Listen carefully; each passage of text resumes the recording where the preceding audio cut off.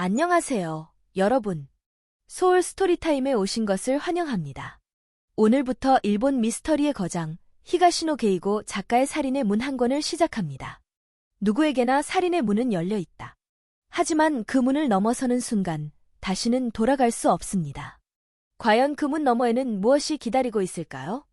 지금 함께 그 비밀 속으로 들어가 보시겠어요? 시작합니다. 3장. 그날 이후로는 경찰이 오지 않았다. 애초에 뚜렷한 의혹이 있었던 것이 아니라 그저 소문이 신경 쓰이는 정도였기 때문일 것이다. 그리고 차츰 소문도 우리 귀에 들어오지 않게 되었다. 그 누구도 자신과 무관한 일에는 관심을 오래 두지 않는 법이다. 남의 집에 어떤 불행이 있느냐보다는 자기 자신의 인생이 더 중요하니까. 하지만 소문이 누그러졌다고 해서 그 일이 완전히 익힌 건 아니고 다만 입에 올리는 사람이 적어졌을 뿐이었다. 오히려 화제에 오르지 않게 되면서 그 섬뜩한 이야기는 단순한 상상이 아닌 하나의 사실로서 사람들의 기억에 확실하게 각인되는 느낌이었다. 한번 아버지의 병원에서 멀어진 사람들의 발길은 그대로 영영 돌아오지 않았다. 그리고 가뜩이나 친구가 적었던 나는 학교에서 점점 더 고립돼 갔다. 소문도 길어야 75일이라는 속담은 그 꺼림칙한 소문에는 들어맞지 않았다. 그로부터 몇 년이 흐르고 우리 집이 헐린 뒤에도 그 동네에서는 맞아. 저 자리에 할머니가 독살당한 집이 있었어. 라는 뒷말이 여전했다. 부모님은 그런 상황을 의연하게 극복하려고 노력했던 것 같다. 아버지는 아무리 환자가 줄어도 전과 다름없이 치과 일을 계속하면서 휴일에는 지인들과 낚시를 하러 갔다. 그리고 원래 이웃과 잘 지내지 못하던 엄마에게 동네 모임이나 학교 행사에 적극적으로 참가하라고 권하기도 했다. 엄마는 내키지 않는 눈치였지만 원래 지기 싫어하는 성격이라 집에만 틀어박혀 있으면 괜히 더 이상한 눈으로 본다는 아버지의 말을 들은 후로는 전보다 더 공들여 화장하고 제일 좋은 옷을 입고 외출했다. 그런 엄마를 보고 빤빤하다며 흉을 보는 사람도 있었다고 한다. 그런 식으로 바깥 세상에는 전과 다름없이 지낸다는 것을 과시하려 했던 부모님이지만 집 안에서는 사정이 달랐다. 내 눈에는 아버지와 엄마가 밖에서와는 완전히 다른 사람들처럼 보였다. 특히 아버지가 더 이상했다. 어느 날 학교에서 돌아오니 부엌에서 무슨 소리가 들렸다. 엄마는 그날 친척 집에 간다고 했기 때문에 나는 수상쩍은 생각이 들었다. 살금살금 복도를 걸어가는데 기침 소리가 들렸다. 나는 안심했다. 그즈음 가벼운 감기에 걸려있던 아버지가 내는 소리였기 때문이다. 부엌으로 가보니 아버지는 싱크대 앞에 쭈그리고 앉아 개수통 및 문을 열고 안쪽을 들여다보고 있었다. 그 옆에는 원래 싱크대 안에 들어있었을 간장과 술병들이 널려 있었다. 좀 더 둘러보니 식기장과 수납장 서랍들도 열려있고 조미료와 식료품을 꺼낸 흔적이 있었다. 얼마나 몰두했던지 아버지는 내가 온 것도 알아차리지 못하고 싱크대 아래를 뒤적거렸다. 한참 후에야 뒤에 누가 있는 기척을 느꼈는지 아버지가 소스라치게 놀라며 내 쪽을 돌아봤다. 뭐야, 너 왔구나. 아버지 얼굴이 상기된 건 고개를 숙이고 있었던 탓만은 아닌 것 같았다. 다녀왔습니다. 언제부터 거기 있었니? 방금요. 그래? 아버지는 이 어색한 상황을 모면할 말을 찾는 것 같았다. 한편으로는 당신이 조미료병을 쥐고 있다는 사실을 부자연스럽게 느꼈는지 서둘러 그것을 바닥에 내려놓고 어색한 미소를 지었다. 남자는 부엌에 들어가면 안 된다고들 하잖아.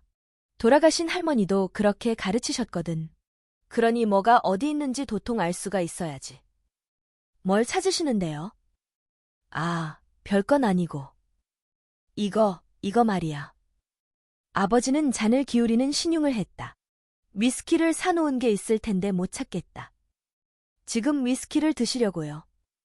4시가 될까 말까 1시간이었다. 마시려는 게 아니라 선물하려고. 아버지는 꺼내놓았던 조미료병과 술병들을 원위치로 돌려놓기 시작했다. 거참, 이상하네. 내 엄마가 어디다 치워놓았나? 엄마한테 물어보시면 되잖아요. 그러네. 건성으로 대답하며 아버지는 정리를 계속했다. 왠지 거기 더 있으면 안 될 것 같은 생각이 들어 나는 발길을 돌렸다. 그때 아버지가 가지유키 하고 나를 불렀다. 엄마한테는 말하지 마라. 네? 내 엄마는 절대 물건을 남한테 안 주잖니. 말하자면 구두쇠라 이거야. 그 위스키도 자기는 마시지도 않으면서 남에게 준다면 뭐라고 할 게 뻔하다. 잔소리 듣기 귀찮으니까 몰래 선물할 거야. 그러니까 말이다. 평소에 아버지답지 않게 변명이 길었다. 다른 때 같으면 엄마한테 말하지 마. 하고 명령할 뿐 그 이유를 구구절절히 설명하지 않았을 것이다. 네, 알았어요. 아버지는 만족스러운 듯 고개를 끄덕이고 나서 다시 부엌을 정리하기 시작했다. 하지만 어디에 뭐가 있었는지 정확히 기억하지 못하는 것 같았다. 내가 고자질하지 않아도 엄마가 알아차릴 게 분명했지만 그런 말은 아버지에게 하지 않았다. 저녁이 되어 엄마가 돌아왔을 때 아버지는 병원에 나가 있었다. 나는 거실에서 텔레비전을 보면서 과연 엄마가 부엌의 변화를 눈치챌지 촉각을 곤두세우고 있었다. 답은 저녁 식사 때 나왔다. 당신 혹시 부엌 건드렸어요? 식사하던 엄마가 지나가듯이 아버지에게 물었다. 부엌을 건드리다니, 그게 무슨 소리야? 아버지는 딱 잡아떼더니 태연하게 잔에 맥주를 따랐다. 부엌에 들어갔었죠? 내가? 아니. 그래요. 이상하네. 엄마의 시선이 나를 향했다. 나는 고개를 숙인 채 말없이 젓가락질만 했다. 내게 뭔가 물어볼까 봐 겁이 났다. 부엌이 어딘가 모르게 좀 달라진 것 같던데. 그리고 엄마는 다시 아버지를 보았다. 조미료 같은 게 위치가 바뀌어 있더라고요. 착각한 건 아니야? 당신, 그동안 부엌에 들어간 적도 별로 없잖아. 맥주를 마시며 아버지가 말했다. 도미 상이 있을 때 엄마가 가사를 거의 돌보지 않았던 걸 비꼬기라도 하는 투였다. 내가 절대 놓아둘 리 없는 곳에 소금이랑 후추병이 있었어요. 그게 말이 된다고 생각해요? 글쎄, 나야 모르지.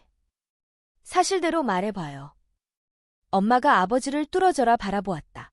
아버지는 그런 엄마와 눈을 마주치지 않으려고 했다. 사실대로 말하라니, 무슨 뜻이야? 부엌을 뒤졌잖아요. 그게 있는지 없는지. 그거라니, 뭐 말이야? 지난번에 형사가 말한 거요. 형사가 무슨 말을 했는데?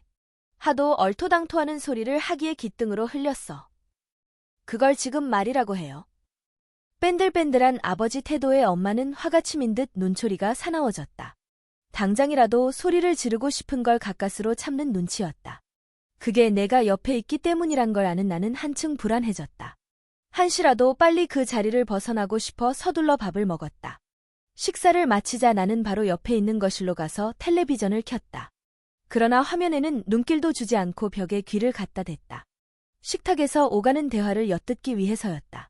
일전에 세무서 사람이 왔을 때 도미상이 그러고 있는 걸 본 적이 있었다.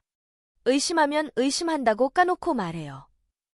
엄마 목소리가 들렸다. 아버지가 뭐라고 하는 것 같았지만 우물거리는 통에 알아들을 수 없었다. 비소인가 뭔가 하는 독이 있나 보려고 뒤진 거잖아요. 형사 얘기를 듣고 내가 정말로 그런 짓을 한 거 아닌가 싶어서 말이에요. 말도 안 되는 소리, 라는 아버지 목소리가 들렸다. 그 뒤는 또 알아듣기 힘들었지만 엄마 말을 부정하는 것만은 분명했다. 딴청 부리지 말아요. 당신 얼굴에 다 쓰여 있으니까. 솔직히 얘기하는 게 차라리 깨끗하지 않아요? 당신이 친척들한테 그랬다면서요. 어머님이 갑자기 돌아가신 게 아무래도 수상하다고요. 그거 나를 의심하는 말 아닌가요? 엄마 목소리는 벽에 귀를 댈 필요도 없이 또렷하게 들렸다. 그런 말 한 적 없어. 아버지가 목소리를 조금 높였다. 거짓말 말아요. 정말이야. 그럼 왜 부엌을 뒤졌어요? 뒤지지 않았다고 했잖아. 정말 끈질기네. 당신이 아니면 누가 그랬다는 거예요? 구석구석 뒤진 흔적이 있는데. 나도 몰라. 가지유키가 군것질거리라도 찾았나 보지. 느닷없이 내 이름이 튀어나오는 바람에 깜짝 놀랐다. 그럼 가지유키한테 물어볼까요? 아니, 군것질거리를 찾으려고 싱크대 밑을 뒤졌다는 게 말이나 된다고 생각해요. 하여간 나는 모르는 일이니까 쓸데없는 소리 좀 그만해. 잠깐만요. 어디 가는 거예요? 엄마 말에 아버지가 걸음을 멈추는 것 같았다. 시간 아깝게 왜 그따위 얘기를 들어야 하나. 나, 안 그랬어요. 어머님 음식에 독을 넣는 짓 따위 죽어도 못해요. 아까 당신도 말했잖아요. 내가 그동안 부엌에 들어간 적도 별로 없다고요. 그런 짓을 할 수 있는 사람은 어머님 식사를 준비했던 사람뿐이에요. 흥분한 탓인지 얘기가 묘한 방향으로 흘러갔다. 반 박자 늦게 아버지가 반응했다. 터무니없는 소리. 그녀가 그런 짓을 할 까닭이 없잖아. 그녀라, 상당히 다정한 호칭이군요. 도미상을 그녀라고 부르는 게 뭐가 잘못인데? 도미상은 무슨? 내가 없는 데서는 그냥 도미라고 부르겠죠? 무슨 뜻이야? 몰라서 물어요. 내가 아무것도 모를 줄 알았어요? 아버지의 대답이 들리지 않았다. 아니, 들리지 않은 것이 아니라 아버지가 입을 다물었을 것이다. 엄마가 아버지와 도미상의 관계를 알고 있었다는 건 의외였다. 알면서도 티를 내지 않았다는 게 놀라웠다. 아버지가 뭐라고 중얼거렸다. 도미상과의 관계를 인정하는 말은 아닌 듯했다. 시침이 떼지 마요. 난 상관없으니까. 그 대신 돈만 제대로 갖다 줘요. 그것만 지켜준다면 귀찮게 안 할 테니까. 당신은 돈밖에 모르는군. 부끄럽지도 않아? 당신이야말로 부끄럽지 않아요? 그런 여자한테나 홀리고. 꽝! 하고 무언가 뒤집히는 소리가 났다. 이어서 접시 부딪히는 소리. 아버지가 식탁을 걷어차는 모습이 떠올랐다. 당신이 어머니를 싫어하니까 도미상을 부른 거 아니야. 그렇게 신세를 져놓고 그런 말이 나와? 돈을 줬잖아요. 내가 줬지 당신이 줬어? 당신은 어머니가 하루빨리 돌아가시기만을 바랐을 뿐이야. 당신이 당신 친척들하고 무슨 얘기를 했는지 다 알아. 그래서 내가 죽였다는 거예요. 그럼 증거를 내놔봐요. 시끄러워. 아버지가 소리쳤다. 다음 순간 문을 거칠게 여닫는 소리가 나고 쿵쿵거리며 복도를 걸어가는 발소리가 이어졌다.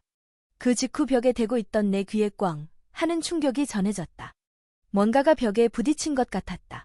그리고 바닥 쪽에서 쨍 하고 유리 같은 것이 깨지는 소리가 들렸다. 객관적으로 볼 때 아버지가 엄마를 의심하는 건 분명했다. 그날 부엌에서 본 아버지 모습이 그 사실을 뒷받침했다. 또한 나는 아버지가 서재에서 독극물에 관한 책을 읽는다는 걸 알았다. 백과사전을 찾으러 서재에 들어갔을 때 그런 책이 책꽂이 한 구석에 꽂혀 있는 걸 우연히 봤다. 독이라는 글자에 이끌리듯 그 책을 뽑아 들었다. 중간에 책갈피가 끼어 있었다. 비소 중독에 관한 항목이었다. 아비산은 몸이 무취의 백색 분말로 찬물에는 잘 녹지 않지만 따뜻한 물에는 쉽게 녹는다. 중독 증상에는 급성과 만성이 있다. 대량으로 복용할 경우 급성 중독 증상을 일으키고 소량인 경우에는 급성 중독이 된다. 아급성 중독의 주된 증상에는 위장장애, 신장염, 단백뇨, 혈뇨, 간비대, 지각장애, 운동장애, 근위축, 신경염, 불면증, 전신쇠약 등이 있다. 그리고 증상에 관한 내용 말미에 죽음에 이른다라고 쓰여 있었다. 할머니 시신을 봤을 때를 떠올렸다. 닭껍질처럼 말라붙은 신체, 그리고 더는 생명을 느낄 수 없는 피부색이 눈앞에 선명히 되살아났다. 죽기 전 할머니는 온몸이 아프다며 고통스러워했었다. 지각이나 운동신경도 정상이 아니었다. 전신쇠약은 말할 것도 없다. 그렇게 생각하자 누군가 음식에 비소를 넣었을 거라는 추론이 점차 현실감을 띠었다. 그 책에는 의사가 다른 질병으로 오진하는 경우도 적지 않다고 쓰여 있었다. 아버지도 그 내용을 읽었을 것이고 당연히 할머니 죽음에 의문을 가졌을 것이다. 나 또한 그 소문이 단순한 헛소문은 아닐지도 모른다는 생각을 했다. 실제로 엄마는 할머니가 돌아가시기를 바랐기 때문이었다. 하지만 왠지 나는 엄마가 살인을 저질렀을지도 모른다는 사실이 그다지 끔찍하게 느껴지지 않았다. 살인이 범죄라는 건 이해했지만 실제로 얼마나 무거운 죄인지는 실감할 수 없었다. 그건 아마도 나 자신이 할머니에게 애정이 없었고 항상 누워만 있던 할머니를 더럽고 추한 존재로 인식했기 때문일 것이다. 이유를 하나 덧붙이자면 나는 죽음을 특별한 것으로 여기지 않았다. 살아있던 것이 단지 물질로 바뀌는 것뿐이라고 생각했다. 배터리가 떨어져 장난감이 멈추는 것처럼 이라는 외삼촌의 비유가 나는 마음에 들었다. 그리고 화장장에서 쓰레기 부스러기 같은 뼈조각을 수습하던 장면을 떠올렸다. 정작 죽은 장본인은 아무것도 모를 텐데. 만약 엄마가 범인으로 밝혀진다면 할머니는 원통해할까? 내 대답은 노였다. 할머니는 당신이 독을 먹고 있다는 사실도 몰랐고 몸이 안 좋은 것이 독 때문이라는 것도 몰랐다. 그런 채로 죽었으니 마지막 순간까지 당신이 왜 죽어가는지 몰랐을 것이다. 아니, 죽어간다는 것조차 몰랐을 것이다. 그걸 확인할 수 있는 존재는 살아있는 인간뿐이다. 지금도 그렇지만 나는 그때도 사후 세계와 영혼의 존재 따위를 전혀 믿지 않았다. 그래서 살해당한 자의 원한이라는 개념을 이해할 수 없었다. 물론 죽은 사람을 사랑했던 사람들의 분노와 슬픔은 짐작할 수 있었다.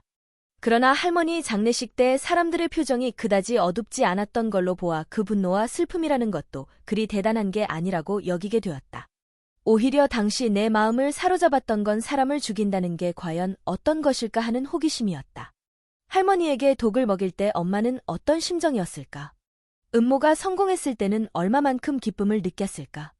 나는 종종 아버지의 서재에 몰래 들어가 이의 독극물에 관한 책을 펼쳐봤다. 그 책에는 놀랄만치 다양한 종류의 독이 소개되어 있었다. 또한 동서고금을 통해 얼마나 많은 사람이 독으로 죽었는지도 쓰여 있었다. 탈륨, 셀리엄을 이용한 마르타 마레크의 범죄나 아편 독살로 유명한 바닌카의 범죄, 청산가리를 먹고도 죽지 않았던 괴승 라스푸틴에 관한 이야기, 일본 국내 사건 중 비교적 최근에 일어난 제국은행 사건 등이 기록되어 있었다. 가장 인상에 남았던 건 브랭빌리에르 후작 부인의 범죄다. 그녀는 남편의 친구인 생크루아와 사랑에 빠져 말하자면 불륜 관계에 이른다. 그 사실을 알고 크게 분노한 그녀의 아버지 드브레는 딸의 정부 생크루아를 감옥에 가둔다. 그러자 후작 부인은 그가 풀려나오기를 기다렸다가 그와 함께 공모하여 자신의 아버지를 독살한다. 드브레가 시골에서 요양하던 중에 일어난 일로 후작 부인은 드브레가 의심하지 않고 독이 든 수프를 먹을 때까지 지극정성으로 그를 돌보았다고 한다. 게다가 오빠 둘이 아버지의 죽음과 관련해 그녀에게 의심을 품었다는 것을 눈치채고 사람을 보내 오빠들마저 독살하는 데 성공한다. 기록에 따르면 큰오빠는 약 70일, 바로 위 오빠는 약 90일 후에 사망했다고 한다. 그녀는 범행 전에 지인의 병원에서 가난한 환자를 대상으로 실험까지 했다. 내가 감탄한 것은 살이가 그토록 오래 지속됐다는 점, 그리고 그 살이를 실행에 옮긴 그녀의 냉정함에 대해서다. 그때까지 내게 살인 욕구의 이미지는 폭발적이며 비교적 단기간에 끓어오르는 것이었다. 아마도 텔레비전 드라마 같은 데서 동기가 생기면 곧바로 살인을 저지르는 것으로 묘사했기 때문일 것이다. 그래서 살인이란 이른바 욱해서 자신도 모르게 저지르는 것이라고 생각했다. 몇 년에 걸쳐 복수의 불꽃을 태우고 수십 일에 걸쳐 상대를 죽이는 그 집념에는 경외심마저 생겼다. 사람을 죽이는 일은 어떤 것일까? 어떤 기분이 들까? 살인에 대한 관심이 구체화된 건 그 무렵이었을 것이다. 나는 독약에 관한 글을 읽을 때마다 독약을 사용하는 장면을 꿈꿨다. 나라면 이렇게 하겠어. 아니야, 이런 방법도 있잖아. 하는 식으로. 다만 그때 내게는 독약을 먹이고 싶은 상대가 없었다. 그렇기 때문에 더더욱 실제로 살인을 저지른 사람의 기분을 알고 싶었다. 그 책에 브랭빌리에르 후작 부인의 초상화는 실려 있지 않았다. 그렇지만 내 머릿속에서 그 얼굴은 엄마 얼굴과 중첩되어 있었다. 그 이후로 아버지와 엄마가 내 앞에서 말다툼하는 일은 없었다. 그래서 일단은 어떤 형태로든 타협이 이루어졌을 거라고 해석했다. 그보다 나는 사실 학교에서의 내 입장 때문에 고민이 많았다. 예의 소문이 원인이겠지만 아무도 내게 다가오려 하지 않고 말을 걸려고 하지도 않았다. 선생들조차 나를 피하는 것 같았다. 오로지 한 사람, 구라모치 오사무만 전과 다름없이 내게 다가왔다. 하지만 그 역시 나와 가깝게 지낸다는 사실을 남들에게 알리고 싶어 하지 않았다. 다른 사람이 있을 때는 가까이 오지 않았고 불러도 모른 척하는 경우가 많았다. 우회물 안에 엄마가 교장을 만났나 봐. 어느 날 구라모치가 말했다. 하굣길에 집 근처 제 방에 다다랐을 때였다. 나는 왜? 하고 물었다. 다지마 너랑 다른 반으로 옮겨달라고 했다나 봐. 소문이 사실인지 어떤지는 모르겠지만 한 반에 그런 집 아이가 있다는 게 기분 나쁘다면서 말이야. 냄새를 잘 맡는다고 할까? 어찌 된 일인지 구라모치는 그런 정보를 잘 수집했고 뒷내기에도 무척 밝았다. 그래서 교장은 뭐라고 했대? 안 된다고 했나 봐. 당연하지. 그런 부탁을 일일이 들어주다가는 한이 없을 테니 말이야. 그 말은 즉반 아이 모두가 다른 반으로 옮기고 싶어 한다는 뜻인가 싶어 우울해졌다. 그런데 말이야, 경찰이 의사를 찾아갔대. 어느 의사? 니시야마 의원이라고 했던가. 아, 하고 고개를 끄덕였다. 니시야마라면 할머니의 사망을 확인했던 의사다. 경찰이 그 사람을 왜 찾아갔는데? 글쎄, 너희 할머니가 돌아가셨을 때의 일을 물어보려고 간 것 아닐까? 독살당한 시체는 뭔가 다른 점이 있다고 하잖아. 그건 구라모치보다 내가 더 잘 알았다. 그런 내용의 책을 계속 읽어왔지 않은가. 의사는 뭐라고 했대? 거기까지는 모르겠어. 하지만 독살로 의심된다고 하지는 않았겠지. 그랬다면 지금쯤 너희 집 앞에 경찰차가 진을 치고 있을 테니까. 무심한 말투였지만 구라모치의 말에는 핵심을 찌르는 구석이 있었다. 의사가 범죄를 은폐할 이유가 없으니 전형적인 중독 증상은 나타나지 않았다는 뜻일 것이다. 엄마가 정말로 할머니에게 독을 먹였는지를 판단하기가 더욱 어려워졌다. 거기에 비소 같은 독극물을 엄마가 무슨 수로 손에 넣었을까 하는 문제도 있었다. 하지만 한편으로 뇌리에 선명히 남아있는 장면이 있었다. 할머니가 돌아가신 후 엄마가 소금과 설탕, 조미료 등을 버리는 장면이다. 왜 그랬을까? 그것들이 진짜 설탕과 소금 같은 것들이었을까? 아니면 그런 것들과는 다른 하얀 가루였을까? 이상하게 들릴지 모르겠지만 무턱대고 엄마를 믿을 생각은 없었다. 솔직히 말해 나는 엄마가 어떤 사람이었는지 끝까지 알지 못했다. 사람을 죽이는 심리가 어떤 것인지도 알 수 없었다. 엄마의 마음속에 살이라는 것이 싹 텄는지 어떤지도 상상할 수 없었다. 설사 엄마가 죽였다는 얘기를 듣더라도 그저 그랬구나 생각했을 것이고 죽이지 않았다는 말을 듣더라도 그렇군 하고 받아들일 것 같았다. 엄마가 어떤 사람이었는지 끝까지 알지 못했다고 했는데 그 끝은 느닷없이 찾아왔다. 6학년이 되고 얼마 지나지 않았을 때였다. 학교에서 돌아와 보니 아버지와 엄마가 집에 있었다. 그날은 병원을 쉬는 날이 아니었기 때문에 의아하게 생각했다. 그리고 아버지 옆에 모르는 남자가 앉아 있었는데 그가 변호사라는 사실은 나중에 알았다. 부모님은 내게 하나의 선택을 강요했다. 아버지와 엄마 중 한쪽을 선택하라는 것이었다. 두 사람은 이미 이혼하기로 합의한 상태였다. 자, 여러분. 오늘은 히가시노 게이고의 살인의 문 한 권, 3장까지 함께 들으셨습니다. 살인이라는 무거운 주제, 그리고 점점 조여오는 긴장감. 다음 챕터에서는 어떤 반전이 우리를 기다리고 있을까요? 다음 이야기에서 만나요. 편안한 밤 되세요. 안녕.